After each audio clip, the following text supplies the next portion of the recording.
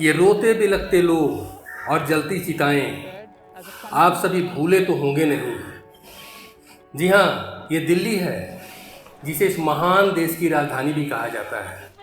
अभी पिछले ही दिनों की तो बात है जब पूरी दिल्ली में ऑक्सीजन की कमी को लेकर हाहाकार बरपा हुआ था।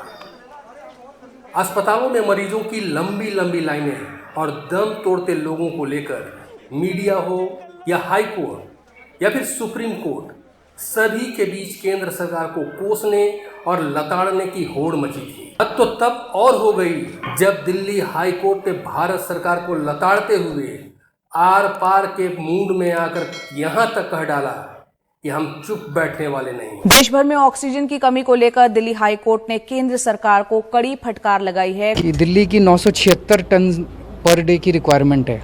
केजरीवाल सरकार का झूठ कैसे पकड़ा गया? जब ऑक्सीजन की किल्लत थी तो सुप्रीम कोर्ट ने 700 मीट्रिक टन ऑक्सीजन देने का आदेश तो दे दिया था, लेकिन ऑक्सीजन ऑडिट की बात की थी। एक कमेटी बना दी थी जो पता करे कि जब मुंबई में 275 मीट्रिक टन ऑक्सीजन में काम चल जाता है तो दिल्ली को 700 मीट्रिक टन ऑक्सीजन क्यों चाहिए। लेकिन अगर आज ऑक्सीजन कमेटी की रिपोर्ट ने केजरीवाल सरकार के झूठ की पोल खोली है तो सवाल यह भी है कि क्यों दिल्ली की सरकार, दिल्ली के मुख्यमंत्री अपनी हैसियत से 4 गुना ज्यादा ऑक्सीजन मांग रहे थे। क्या उनको इस बात का डर था कि दिल्ली में और ज्यादा मौतें हो सकती हैं और ज्यादा ऑक्सीजन की किल्लत हो सकती है, या वो स्टोर करके जमाखोरी करके रखना चाहते थे?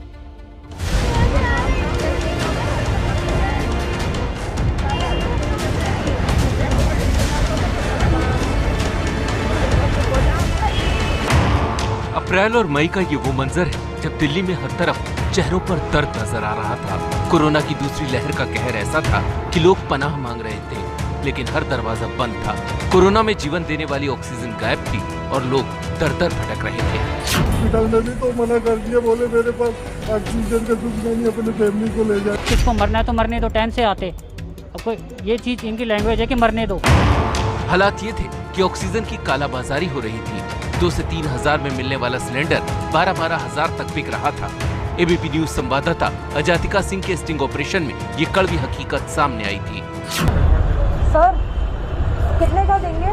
12,000 और अटैचमेंट साथ में दे रहे हैं? नहीं, अटैचमेंट नहीं। एक तरफ सिलेंडर के लिए लंबी लंबी लाइन तो दूसरी तरफ लोग अस्पतालों के बाहर खड़े थे, लेकिन अस्पताल भी इस दौर में ऑक्सीजन की किल्लत से जूझ रहे थे। आरोप लगा कि 24 अप्रैल को दिल्ली के जयपुर गोल्डन अस्पताल में ऑक्सीजन की कमी से 20 मरीजों की मौत हुई। 24 अप्रैल को ही गंगाराम अस्पताल में 25 मरीजों की मौत की खबर सामने आई। 1 मई को मथुरा अस्पताल में ऑक्सीजन की कमी के चलते 12 मरीजों की मौत का आरोप लगा। अब बीजेपी इन मौतों का हिसाब मांग रही है। जिनके अपने खोए होंगे जयपुर गोल्डन हॉस्पिटल में और बत्रा अस्पताल में। आपको याद होगा इन दोनों अस्पताल में ऑक्सीजन के कारण कई लोगों ने अपनी जान गंवा दी थी, कई परिवारों ने अपने चिराग को खो दिया था। अरविंद केजरीवाल जी, आप जिम्मेदार हैं उसके लिए। ऑक्सीजन की बढ़ती मांग पर दिल्ली सरकार ने हाथ खड़े कर दिए थे और आरोपों की टोपी केंद्र सरकार के सिर पर रख दी। ऑक्सीजन का संकट शुरू हुआ है, मेरे फोन बजते रहते हैं।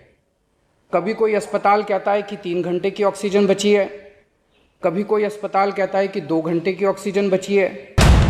दिल्ली सरकार ऑक्सीजन का कोटा बढ़ाने की मांग को लेकर दिल्ली हाईकोर्ट चली गई। अप्रैल में केंद्र सरकार ने दिल्ली का कोटा 300 मीट्रिक टन बढ़ाया तो दिल्ली सरकार ने उसे 590 मीट्रिक टन करने की मांग की।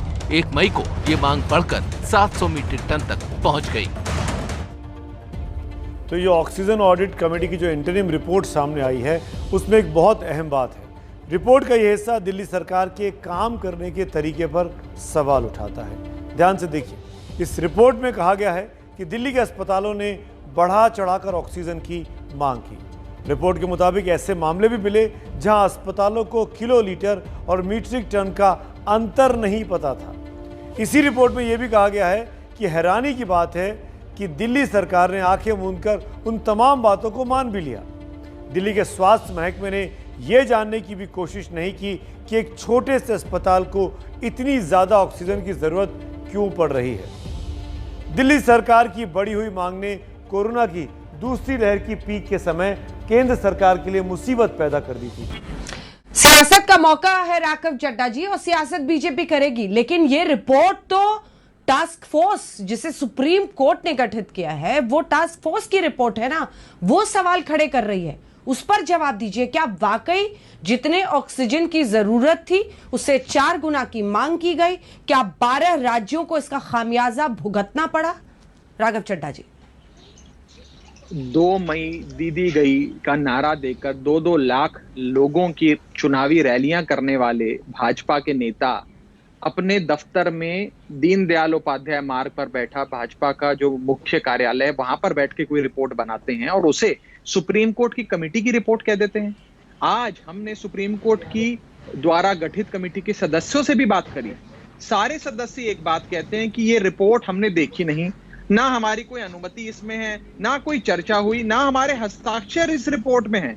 तो ये रिपोर्ट सुप्रीम कोर्ट की कमेटी की रिपोर्ट कैसे हो गई? ये तो बीजेपी के द्वारा बनाई गई एक फेक रिपोर्ट है। नंबर 1।